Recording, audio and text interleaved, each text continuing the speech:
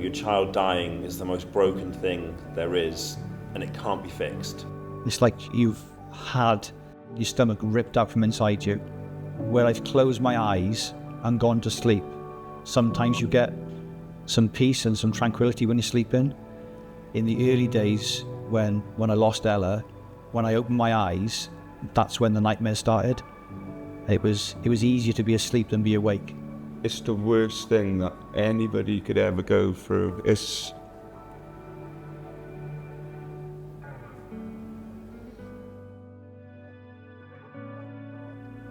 What I've learned about grief is it's not just this thing you go through and that you get over. To me, grief is what love looks like when the person who's no longer there to receive that love is able to receive it.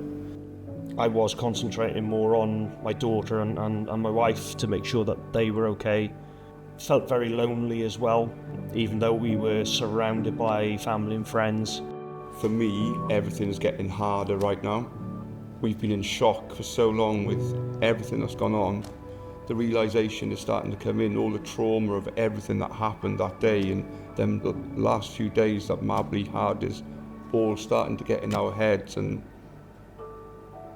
it's harder, it feels stronger. I read somewhere online, I thought it was really good, it said, people often expect those going through grief to come out of it stronger or to have found some meaningful thing or life lesson out of it.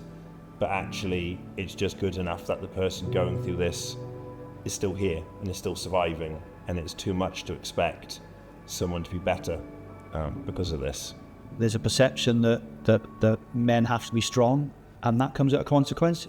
I would say the biggest barrier to men talking about their mental health is men themselves.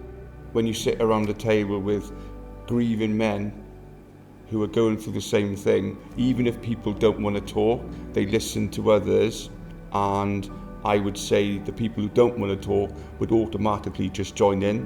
When you start talking, it kind of releases this thing that's kind of locked inside you, and yeah, I think things like that help and are needed 100% for men.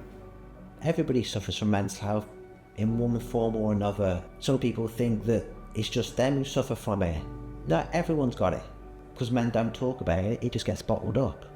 If you keep bringing things into the light, it's going to make people more aware.